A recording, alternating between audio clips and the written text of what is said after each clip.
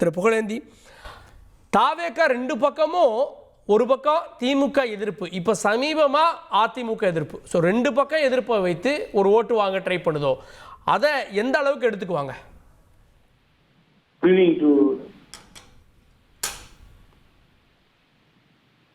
என்னன்னு கேட்டீங்கன்னா, அதாவது இந்த நேர்ச்சி பார்த்தேன் டிவியில, அதுல ஒரு டான்ஸ் ஆனது ஒரு தலைப்பா வச்சு டிபேட்டா நடந்தது. அது ஸ்டேஜில் டான்ஸ் சொன்னாங்க. ஓகே, ஒரு சினிமா நடிகர், அப்புறம் கட்சியினுடைய தலைவர், இது வரலாறு. அவர் ஆட்டோமேட்டிக்கா கொஞ்சம் சொன்னதுக்காக ஒரு மரியாதைக்கு ஆடினார். இப்ப ஊட்டி போறோம், அங்க அந்த தோடாஸ் அந்த மலைப்பகுதி மக்கள் ஒரு டான்ஸ் ஆடுவாங்க, நம்ம கூட ஆடுவோம், நாங்களாம் ஆடி இருக்கோம், ஞாபகம் இருக்கு. ஆனா டான்ஸ் ஆடின விஷயம் எவ்வளவு பெரிய பரபரப்பு ஏற்படுத்திருக்குன்னு பாருங்க. சாதாரண விஷயம் இல்ல. இது வந்து எல்லா டிவிலையும் அது டிபேட்டா எடுத்து எடப்பாடி பழனிசாமி சார், அதுக்கு ஜெயக்குமார் சொன்ன விமர்சனமும் சேர்ந்து தான் டிபேட் ஆயிருக்கு. இல்ல நான் கேக்குறேன், இப்ப பேர் உயிரிழந்தாங்களே, நிலைமையில நீங்க ஆடுறீங்களேன்னு கேட்டாரு சார். ரொம்ப சூப்பர், சரியான கேள்வி கேட்டாரு அவரு. நான் தெரியாம கேக்குறேன், இது எடப்பாடி பழனிசாமி டான்ஸ் ஆடி இருந்தா சீரியஸா போயிருக்குமா? அது விஜய்ன்றதால சீரியஸா போச்சு. ஒண்ணு. ரெண்டாவது, கரூர் சம்பவம், அவ்வளவு பேர் இறந்து போயிட்டாங்க. ரைட்டு, நீ நியாயம்தான், நீ பேசி அவர் பேசுறதும் ஜெயக்குமார் கேட்கறதும் நியாயம்னே வச்சுக்கோ. அவ்வளவு பேர் தூத்துக்குடியில போனப்போ அதை பத்தி எல்லாம் எல்லாரும் பேசிட்டு இருக்காங்க. ஒரு துப்பாக்கியில குருவி சொல்ற மாதிரி சுட்டீங்க. இதை அருணா ஜெகதீசன் கமிஷன் நீதிபதி இது வந்தது, ஒரு ஆக்ஷனும் இல்லை, அப்படியே பெண்டிங்ல நிக்குது. ஆனா நான் என்ன கேட்கிறேன், பத்மஸ்ரீ கமலஹாசன் ஸ்பாட்டுக்கு போறார், சின்ன சின்ன கட்சிங்க பணம் கொடுக்குறார். அறிவியல் திருமாவளவன் போறார், விடுதலை சிறுத்தைகள் கட்சி டிசைடர் ஃபேக்டரா இருக்கு இன்னைக்கு பெரிய கட்சி, அவர் போறார், இறந்தவங்களுக்கு உதவி செய்யறார், பணம் கொடுக்குறார். நடந்துச்சா இல்லையா? ஆனா நீங்க ஏன் சார் ஒண்ணுமே பண்ணல? புரட்சி தலைவர் எம்ஜிஆர், புரட்சி தலைவர் அம்மா அட்சய பாத்திரமா இருந்த கேக்குறீங்களா, தாவேக்காவை கேக்குறீங்களா? இல்ல தாவேக்கா 20 லட்சம் ரூபாய அவங்க கட்சியில நெருக்கடியில இருந்தவங்களுக்கு அவங்க அனௌன்ஸ் பண்ணிட்டாங்க. இவங்க விடிய நேர்ல போனாங்களா? உட்காந்து சார் நேர்ல போனாங்களா? இல்லைங்க, நான் வர இருங்க. நேர்ல முதலமைச்சர் போயிட்டாரு, 10 லட்சம் ரூபாய் கொண்டு போய் கொடுத்து இறந்தவங்களுக்கு 1 லட்சம் ரூபாய் அனௌன்ஸ் பண்ணி அதெல்லாம் சேர்த்துட்டாங்க. திருப்பி அவர் போய் அந்த ஆஸ்பத்திரியில ஏற சொல்றீங்களா? அந்த நேரத்துக்கு போய் திரும்பி ஏறி அப்புறம் டாக்டர் செத்தாங்க, நர்ஸ் செத்தாங்க, அங்க இருக்கு நான் கண்ட்ரோல் கிடைக்கல அப்படின்னு சொல்ற பிரச்சனை தான் வருமா வராதா? அப்புறம் இது இல்லைன்னா எடப்பாடி பழனிசாமி பேசுறவர் என்ன பண்ணிட்டு கொடுங்க, கோபிச்செட்டிப்பாளையத்துல யாரோ இறந்துட்டா போய் 10 லட்சம் ரூபாய் கொடுக்குறீங்களா பாலிடிக்ஸ் பண்றதுக்கு? அப்ப 41 பேருக்கு ஏன் கொடுக்க கூடாது? அம்மா மாதிரி ஏதாவது ஒரு ஹெல்ப் பண்ணிருக்கணும். இல்ல ஹெல்ப் பண்ணாத யோகியதா இல்ல இருக்கவங்க இத பத்தி பேசக்கூடாது. இந்த 41 பேர் இறந்த குடும்பத்தை பத்தி பேசக்கூடாது சார். இந்த 41 குடும்பத்துல யாராவது கம்ப்ளைண்ட் கொடுத்தாங்களா விஜய் மேல? நான் கேட்கிற பாயிண்ட்ஸ் எல்லாம் பதில் சொல்லிட்டோம். விஜய் மேல இவரால தாங்க இவ்வளவு நடந்தது, லேட்டா வந்தாருங்க, மேல நிக்கிறாருங்க, கிரௌடு சேர்ந்தவங்க, இவரு தான் காரணம்னு யாராவது குடும்பம் கம்ப்ளைண்ட் கொடுத்ததா? கவனிச்சீங்களா? சென்ட்ரல் பியூரோ ஆஃப் இன்வெஸ்டிகேஷன் போட்ட உடனே மெட்ராஸ்ல விசாரிக்காம டெல்லி வரைக்கும் விசாரிச்சுட்டு இருக்காங்க. விசாரணை நடக்கட்டும், நல்ல தீர்ப்பு வரட்டும், அதெல்லாம் நடந்துவிட்டோம்.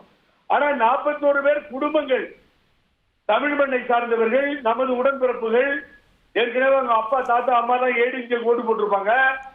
அப்ப நீங்க பணம் இல்லாம உட்கார்ந்து இருக்கீங்களா? 10 பைசா கொடுக்கல சார். சின்ன சின்ன கட்சியெல்லாம் போய் கொடுத்துட்டு வருது, எல்லா அரசியல் கட்சியிலும் கொடுத்துருக்கு.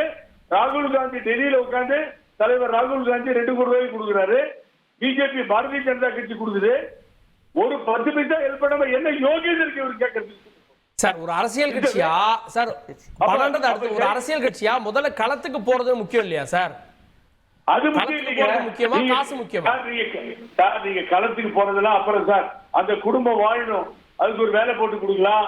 ஆட்சியில இருந்தா, ஆட்சியில இல்ல இவங்க, அந்த குடும்பத்துக்கு உதவி பண்ணணும். அதுதான் சார் ஹெல்ப்பா இருக்கும். இவங்க களத்துக்கு போய் மறுபடியும் ஒரு கலவரம் ஏற்பட்டு தள்ளி கலடா பண்ணி என்ன பெனிஃபிட்? அதனால ஒருத்தருக்கு ஹெல்ப் பண்ணீங்க பழனிசாமி. பொங்கல மாத்திரம் அங்க 10 லட்சம் ரூபாய் கொடுக்குறாரு. இவரை பார்க்க வந்து அவர் சாகல, அவர் ஏதோ வந்தவரு கோபிச்செட்டி பழத்துல இறந்து போயிட்டாரு, ஹார்ட் அட்டாக். அவருக்கு போய் கொடுக்குறாரு 10 லட்சம். நான் தப்பா சொல்ல, கொடுத்த அவங்க கட்சி கொடுக்குது, அவங்க கட்சி தொண்டருக்கு அதை நீங்க கேள்வி எழுப்பணுமா? ஏன் கொடுக்கலன்னு நீங்க கேட்கலாம், அவங்களுக்கு ஏன் கொடுக்குறீங்கன்னு கேட்க முடியாது. இல்ல கேட்க கூட, அதை கேட்க மாட்டேன். அது நியாயம் தான். அங்க கொடுத்ததை பத்தி நான் கிரிட்டிசைஸ் பண்ணவே இல்லையே. சரி, நான் இல்ல என்னோட கேள்வி நீங்க புரிஞ்சுங்க சார். இல்ல என்னோட கேள்வி, திமுக மட்டும் அட்டாக் பண்ணிட்டு இருந்தீங்க, திடீர்னு அதிமுக அட்டாக் பண்றீங்க. அதிமுகவை அட்டாக் பண்ணாம அதிமுக நாங்க தான்ற மாதிரி கிளைம் பண்ணிட்டு இருந்த விஜய் ஏன் திடீர்னு அட்டாக் பண்றாரு? யார் அட்டாக் பண்றாங்க? யாருன்னு சொல்றீங்க? விஜய் தான் ஊழல் சக்தின்றாரு. அதிமுகன்ற பேரை சொல்லாம பாஜக கூட்டணியில் மற்றும் பலன்றாரு. சார், பழனிசாமி மத்தவங்களும் ஊழல் பண்ணலையா? எல்லா டிடிஎஸ்ல எத்தனை கேஸ் பெண்டிங் இருக்கு? எஃப்ஐஆர் போடலையா? யார் மேல கேஸ் இல்ல? எல்லார் மேல கேஸ் இல்ல. அவருக்கு வழக்கு இருக்கா? ஏதாவது கன்விக்ஷன் இருக்கா? அவர் மேல கன்விக்ஷன் ஏதாவது இருக்கா? யார் மேல ஊழல் குற்றச்சாட்டு இல்ல? திமுக மேல ஊழல் குற்றச்சாட்டே இல்லையா? உங்களுக்கு டைம் கொடுப்பாங்களா கொடுக்க மாட்டாங்களா? உங்களுக்கு டைம் கொடுக்க மாட்டாங்க. கார்கே பேசுறீங்க சார் அழகா. ஏன் இன்டர்வியூ வரீங்க சார்? விஜய் புதுசா பார்ட்டி ஆரம்பிச்சாரு, அதுக்கு தலைவரா இருக்காரு. அவர் மேல நீங்க ஊழல் சொல்ல முடியாது. சினிமா நடிச்சாரு, கருப்பு வாங்கினாரு, வெள்ளை வாங்கினாரு, ஒயிட் வாங்கினாரு, பச்சை வாங்கினாரு. இதான் தேவையா? இப்போ இது யாரும் சொல்ற மாதிரி ஜெயக்குமார் சார், இதே ஜெயக்குமார் என்னுடைய அரசியல் வாழ்வே போச்சு. பிஜேபியோட இருந்ததாலதான் நான் இது மாதிரி சூழ்நிலை ஆயிட்டேன். கேப்போம், தனிக்காட்டு ராஜாவா இருந்தேன். கேப்போம், என்னுடைய லைஃபே போனதுக்கு இந்த பிஜேபி அலையன்ஸ் காரணம் சொன்னாரா இல்லையா? இப்பயே வேடிக்கை பாக்குறாரு. கேப்போம், அதையும் கேப்போம். நான் விரிவா பேசுவோம் மற்றவர்களுடைய பார்வை. இனியன் ராபர்ட் அவர்கள்ட்ட அதிமுக தாவேகா அப்படின்றது ஒரு நியூ டாபிக்கா மாறி இருக்கதா பார்க்கலையா? இப்போ திமுக விசஸ் தாவேகா அப்படின்னு அவங்க ஒரு நேரட்டிவ் செட் பண்றாங்க. இப்போ அந்த கேப்ல உள்ள பூந்து தாவேகாவை அட்டாக் பண்ணுவது மூலமா சமீபமா வந்து அதிமுக தாவேகா எங்களுக்குள்ளதான் சண்டை அப்படின்ற மாதிரி ஒரு நேரட்டிவ் செட் பண்றதா பார்க்கலையா? சார், இந்த நரேட்டிவை செட் பண்ணது தாவேகா தான். தாவேகா என்ன நினைச்சாங்கன்னா, திமுகவை வந்து நாம எதிர்ப்பதன் மூலமாக அதிமுக ஸ்பேஸை ரீப்ளேஸ் பண்ணிடலாம்னா அவங்க ஒரு வியூகத்தை ட்ரை பண்ணாங்க. ஆனா அல்டிமேட்லி பேக் ஃபயரா இருக்கு. எப்படி பேக் ஃபயரா இருக்குன்னா, ஒண்ணு இல்ல, ஒரு 3 வாரத்துக்கு முன்னாடி தமிழ்நாட்டுல ஆக்சுவலா யாருக்கு போட்டின்னு கேட்டீங்கன்னா, தாவேகாவுக்கும் நாம் தமிழர் கட்சிக்கு தான் பெரிய போட்டியா இருந்தது. அதாவது 3வது இடத்தை யார் பிடிப்பாங்கன்ற போட்டி. இன்றைக்கு தாவேகா ஓரளவுக்கு வளர்ந்துருக்கு. அந்த மாதிரி என்ன வளர்ந்துருக்குன்னா, 2வது இடத்தை யார் பிடிப்பாங்க, அதிமுகவா அல்லது வந்து தாவேகாவான்ற மாதிரியான போட்டியாக மாறி இருக்கிறது. மதுராந்தகர் நடந்த கட்டாய திருமணத்திற்கு பிறகு நடந்த ஒரு மோதலாக அது மாறி இருக்குது. அவங்க நினைச்சுக்கிறாங்க அதிமுக நாங்க கூட்டணியை போட்டுடுனால நாங்க பலமான கட்சி ஆயிட்டோம், இதன் பிறகு நாங்க தாவேகாவை நேரடியாக எதிர்ப்போம் அப்படின்னு அவங்க நினைச்சுக்கிறாங்க. தாவேகா வந்து இப்ப இன்செக்யூரா ஃபீல் பண்ணுது. என்ன இன்செக்யூரா ஃபீல் பண்ணுதுன்னா, ஐயா 2வது இடத்துக்கு போட்டி வந்துருச்சு போல இருக்கு அதிமுக. ஏன்னா அது வரைக்கும் அதிமுக கூட்டணி பெருசா வந்து செட் ஆகாம இருந்ததுனால, இப்ப செட் ஆனதுனால இவங்க வந்து இன்செக்யூரா ஃபீல் பண்றாங்க. இப்ப 2 பேருக்குள்ள போட்டி, 2வது எதிர்கட்சி யார் உட்காருதுன்னா போட்டி. தவிர எங்க ட்ராக் கிளியரா இருக்கு. சரி, திமுக, காங்கிரஸ், விடுதலை சிறுத்தைகள், இடதுசாரிகள், மதிமுக, இந்த கூட்டணியோட ட்ராக் ரொம்ப கிளியரா இருக்கு. இவங்க யாருமே இங்க பக்கத்துல வரல. அதெல்லாம் தாவேகா வளர்ந்துருக்குது. எதிர்கட்சியாக வரலாமா வர வேணாமான்ற போட்டிக்குள்ள வளர்ந்துருக்குதே தவிர கிரவுண்ட்ல எந்த அளவுக்கு வளர்ந்துருக்குன்றதுக்கான எனக்கு தெரியல. 2வது, இப்ப எல்லாருமே என்ன சொல்றாங்கன்னா, தாவேகா யார் ஓட்ட உடைக்க போகுதுன்னு தெரியல, தாவேகாக்கு ஓட்டு எங்க இருக்குன்னு முதல்ல தெரியல.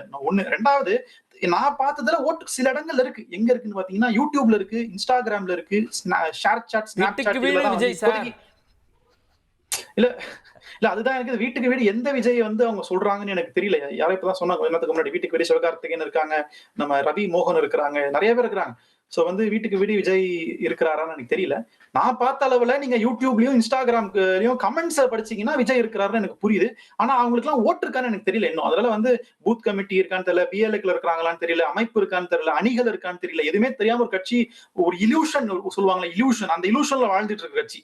அதனால வந்து அந்த இல்யூஷன் எல்லாம் இன்னும் ஒரு 3 மாசத்துக்கு போகும். அதன் பிறகு நிச்சயமா உங்களுக்கு தெரிஞ்சிருக்கு, பிரவீன் சக்கரவர்த்திக்கு தெரியல சார். அவர் யார் சார்? நான் கேட்கிறேன், யார் அவர்? தமிழ்நாடு காங்கிரஸ் கமிட்டிக்கும் பிரவீன் சம்மதம் இருக்கா? அவர் அகில இந்தியா பொறுப்புல இருக்கிற ஒருத்தர். அவர் தன்னுடைய தனிப்பட்ட பர்சனல் ஒப்பீனியன் என்ன சொல்றாரு? அவரும் சார் யாருமே இங்க தாவேகா, ஓப்பன் சேலஞ்ச் வைக்கிறேன், காங்கிரஸ்ல யாராவது ஒரு தலைவர் வெளிப்படையாக நாங்க தாவேகாவை ப்ரிஃபர் பண்றோம்னு ஒரு தலைவர் சொல்லிருப்பாங்க வரைக்கும்? நீங்க எல்லாருமே டிஎம்கே அலையன்ஸ் தான் விரும்புறாங்க. என்ன கேட்கறாங்கன்னா, ஆட்சி அதிகாரத்தில் பங்குன்ற கோரிக்கை வைக்கிறாங்க. அது எங்க கட்சியுடைய நிலைப்பாடு. திமுக ஒரு நிலைப்பாடு இருக்கலாம், அதுல எங்களுக்கு அது முரண்பாடு கிடையாது. அது பேசி தீர்த்துப்பாங்க 2 தலைமையும். மற்றபடி யாருமே நீங்க சொன்ன திரு பிரவீன் சக்கரவர்த்தி தாண்டி தமிழ்நாடு காங்கிரஸ்ல யாருமே அதிகாரப்பூர்வமா இருக்கிற யாருமே டிவிக்கு ஒரு ஆப்ஷனா பார்க்கவே இல்லை. ஏன்னா காங்கிரஸ்க்கு முதல் எதிரி பிஜேபி, திமுக இல்ல. காங்கிரஸ் முதன்மை எதிரி பிஜேபி. தாவேகா பிஜேபி எதிர்க்கிறதுக்கு நடுங்குதே, பயப்படுது. எந்த அளவுக்கு தீவிரமான பாஜக எதிர்ப்பு தாவேகா காமிக்கிறாங்களோ அதுதான் காங்கிரஸ் டிவிக்கோட வேல்யூ வந்து ஜட்ஜ் பண்ணும். நீங்க பாஜக எதிர்க்கலன்னா காங்கிரஸ் உங்களை கனவோட நினைச்சு பார்க்காத ஆப்ஷனா. அதெல்லாம் இன்றைக்கு தாவேக்கா தனித்து விடப்பட்டிருக்கிறது. இந்த அரசியல் களத்துல தாவேக்கா தனித்து விடப்பட்டிருக்கிறது. 3வது 4வது இடத்துக்கு போனாலும் கூட ஆச்சரியப்படுறதுக்கு இல்ல. அதிகபட்சம் ஃபேன்ஸ் வருவாங்க, அவங்களுக்கு ஓட்டு இருக்கான்னு எனக்கு தெரியல, போக போக தெரியும் நினைக்கிறேன். கேட்போம் திரு எஸ் எஸ் ஸ்ரீராம் அவர்கள்ட்ட. உங்களுடைய அடிப்படை ஓட்டு அதிமுக ஓட்டுக்கே சேதாரம் வருதுன்றப்போ அட்டாக் பண்ண வேண்டிய சூழலுக்கு அதிமுக தள்ளப்படுது. அதெல்லாம் எந்த சேதாரமும் வரல. முதல்ல நீங்க வந்து ஸ்டார்ட் பண்ணாத பஸ்ஸை பத்தி நீங்க எல்லாம் பேசவே மாட்டேன்றீங்க. இந்த இண்டி கூட்டணின்னு ஒரு பஸ் ஸ்டார்ட்டே ஆகல. யாரு என்ன பண்ண போறாங்கன்னே தெரியல. காங்கிரஸ் திமுக ஒன்னா இருக்குமான்னு தெரியல. அது இங்க தமிழ்நாட்டுல மதசார்பற்ற திமுக கூட இருக்குமான்னு தெரியல. அந்த பஸ்ஸே ஸ்டார்ட் ஆகலங்க. அதை பத்தியே நம்ம பேச மாட்டோம். பரவாயில்ல, பேசலாம்.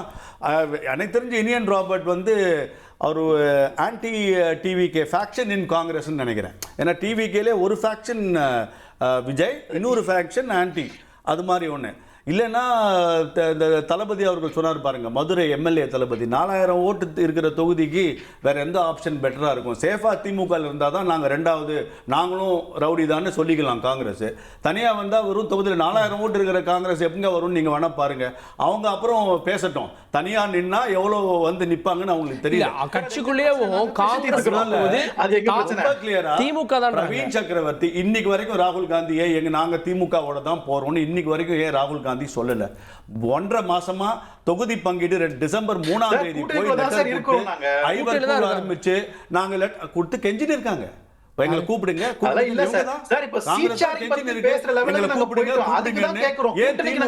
கூப்பிடல. எவ்வளவு சீட்டு பிரவீன் சக்கரவர்த்தி விஜயோட தான் போகணும்ன்றாங்க. இங்க இவருடைய ஒரு ஃபேக்ஷன், இவர் அந்த ஃபேக்ஷன்ல இருக்காரு. இவர் அந்த ஃபேக்ஷன்ல இருக்காரு. இல்ல சார், பிரவீன் சக்கரவர்த்தி மட்டும் போறாரோ? ஆமாங்க, பிரவீன் சக்கரவர்த்தி மட்டும் தாவேக்காக்கு 100% பேசுறாரு. இல்ல சார், அவர் மட்டும் போவாரா? யார் சொன்னா? காங்கிரஸ் போகாதுன்றாரு. அவர் நிச்சயம் பாருங்க, நீங்க வெயிட் பண்ணி பாருங்க. அப்ப இன்னைக்கு ராகுல் காந்தி இந்த குழப்பத்திற்கு ஒரு முட்டுக்கட்ட ஒரு க்ளோஷர் போட்டுருந்தாருன்னா சரி, பிரவீன் சக்கரவர்த்தி மட்டும் தான் போவாருன்னு நீங்க சொல்றது அந்த வாதத்தை ஏப்பேன். இன்னைக்கு வரைக்கும் இன்னும் கன்ஃபர்மேஷன் ஆல. அப்ப பிரவீன் சக்கரவர்த்தி விஜய் வாத்து வங்கியை பத்தி பேசுறாரு. மோஸ்ட் இம்பார்ட்டன்ட்லிங்க, விஜய் பி டீம் ஆஃப் டிஎம்கேன்றது ரொம்ப மெல்லமா கிளியரா ஆயின்னு வருது. விஜய் பி டீம் ஆஃப் டிஎம்கேன்றது ரொம்ப கிளியரா ஆயின்னு வருது. ஏன்னா 2 வருஷம் முன்னாடி தான் புதுசா இல்ல புதுசெல்லாம் இல்ல. ஏன்னா அவங்க லாங்குவேஜ் பாருங்க. 2 வருஷம் முன்னாடி தான் கருப்பு சிவப்பு சைக்கிள்ல போய் ஓட்டு போட்டு வந்தாரு. யாருக்கு ஓட்டு போட்டாரு? உங்க எல்லாருக்கும் தெரியும், உலகத்துக்கே தெரியும். ஆத ஒரிஜினலா சொன்னாங்க, உங்களுக்கு ஓட்டு போட்டாருன்னு சொன்னாங்க. கருப்பு சிவப்பு சைக்கிள் நீ போறது என்ன மெசேஜ் விடுறீங்க? இப்போ இறக்குனவங்க இப்போ பாஜகவோட அதிமுக பாஜகவோட அடிமை. எந்த விதத்துல அடிமை? எந்த விதத்துல பாஜக வந்து அதிமுக பாஜகவோட அடிமை? எந்த விதத்துலன்னு சொல்லுங்க. பாஜக ஏதாவது அதிமுக சொல்லதே பாஜக சொல்ல அதிமுக கேக்குதா? எங்க அதிமுக இந்த நரேட்டிவ் நீங்க செட் பண்ணி ஆரம்பிச்சாலே திமுகவுடைய இன்னொரு டூல்ன்றது ரொம்ப தெளிவா வெளியில தெரியுது. உங்களை நீங்க எதிர்க்கிறதால நீங்க திமுகவுடைய பி டீம் பண்றீங்க. டார்ச் எடுத்து டிவி உடைச்சாரா? இந்த குடும்ப ஆட்சி வேணும்னா ரொம்ப ஆவேசமா கேட்டாரா? என்னெல்லாம் பிரச்சனை, என்னெல்லாம் பெருசா பேசினாரு. அவர் இப்ப எங்க இருக்காரு? அதே மாதிரி தான் இந்த டிவிக்கையும் இந்திய கூட்டணியோட பி டீம்ன்றது கிளியர் ஆயின்னு வருது.